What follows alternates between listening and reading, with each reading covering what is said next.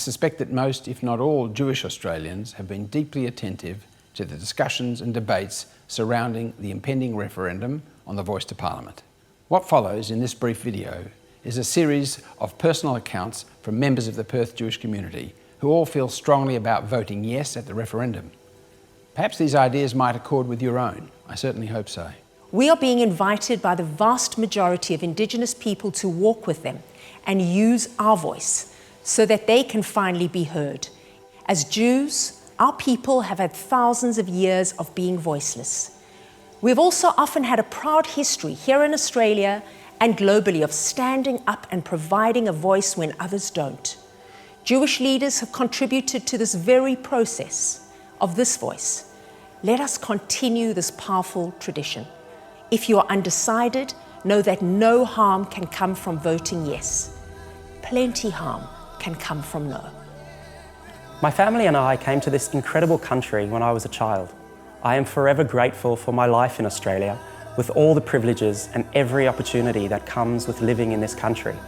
Yet First Nations people, the true custodians of this land, have generally not been afforded this same privilege and advantage. This referendum is a chance to personally say to Aboriginal and Torres Strait Islander people, yes, I see you, I hear you, and I respect you. Our experience as the Jewish people should give us more empathy for another group of people who have struggled to be heard and in control of their own destiny. The voice is the result of years and years of hard work. It is what Indigenous people themselves have determined is the most meaningful step that can be taken right now. Voting yes is one small thing we can do to support a better future for First Nations people and give them a genuine voice. For me, the defining question for this referendum remains: should recognition of Aboriginal Australians be enshrined in the National Constitution? The Constitution has generally served Australia well, but like all similar documents, it is flawed.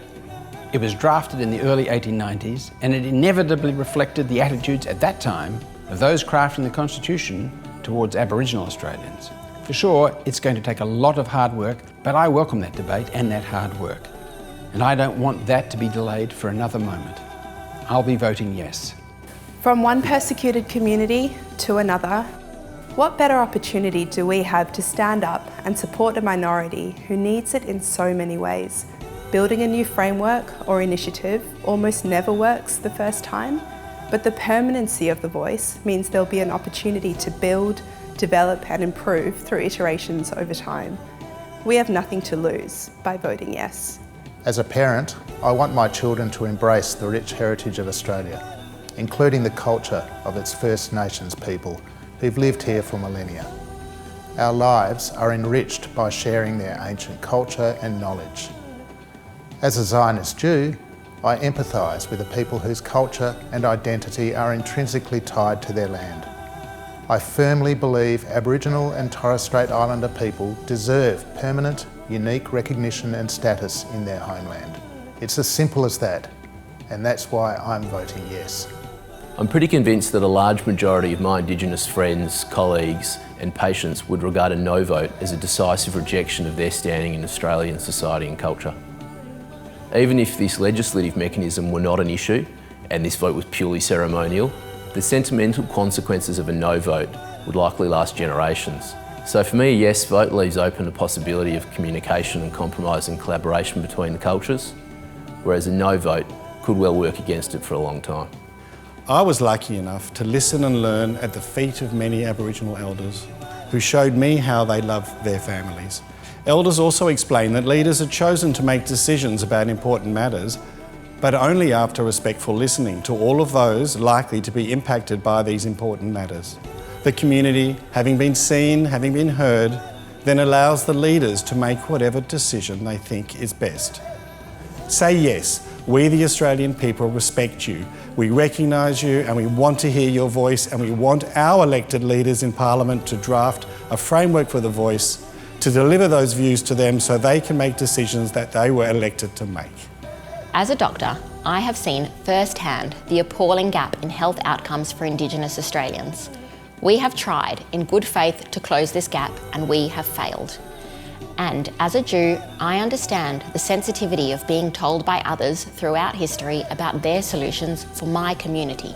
I agree with those who have said this is a great opportunity to respect, trust, and support Indigenous Australians in determining the best approach to healing their wounds. That is why I will be voting yes. Australia is their home, it's their land, and yet they are still strangers to it. Giving them back their voice will ensure that the First Nations people continue to live on with dignity and improved well-being. As a young Australian Jew and future nurse, I will be voting yes. We believe that it is a step forward that the Jewish community knows to be right. It's about making sure that our community turns up. But if we want it, we need to work for it. It's a once-in-a-lifetime opportunity to bring about historic change for First Australians. Vote yes on referendum day. Take this chance to have your voice heard. Vote yes because we remember our own story. I encourage you to vote yes.